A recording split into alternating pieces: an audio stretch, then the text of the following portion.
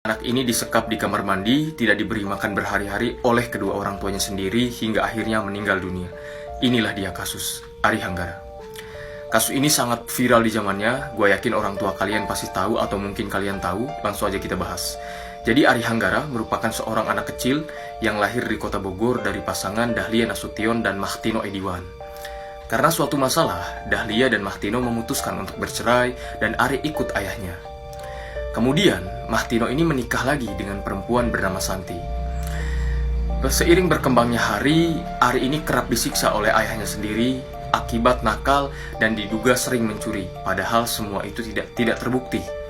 Bahkan penyiksaan yang dilakukan oleh ayahnya Mahtino ini sering dibantu oleh ibu sambungnya Ari yang bernama Santi itu. Ari bersekolah di perguruan Cikini. Setiap hari, Hadijah, guru Ari ini sering bertanya tentang apa luka yang ada di tubuh Ari. Namun Ari selalu menyembunyikannya. Ari mengatakan kalau luka yang ada di sekujur tubuhnya akibat terjatuh, bukan karena siksaan. Kisah Ari ini sering diangkat menjadi referensi buku, novel, bahkan pernah diangkat menjadi film dengan judul Ari Hanggara. Lanjut ke kisah nyatanya. Di November tahun 1984 menjadi hari terakhir Ari disiksa karena di hari itu Ari menghembuskan nafas terakhirnya. Di suatu hari, Ari dikurung di kamar mandi, disekap, tidak diberi makan, palanya dibenturkan ke tembok berhari-hari hingga Ari lemas dan tak berdaya.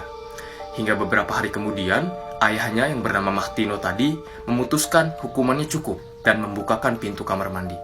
Namun ketika pintu kamar mandinya dibuka, Ari telah dalam kondisi sangat parah dan Mahtino langsung membawa Ari ke rumah sakit.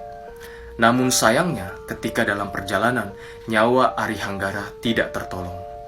Dan akhirnya Mahtino Ediwan dihukum dengan penjara 5 tahun dan Santi istri barunya itu dihukum dengan hukuman 2 tahun penjara.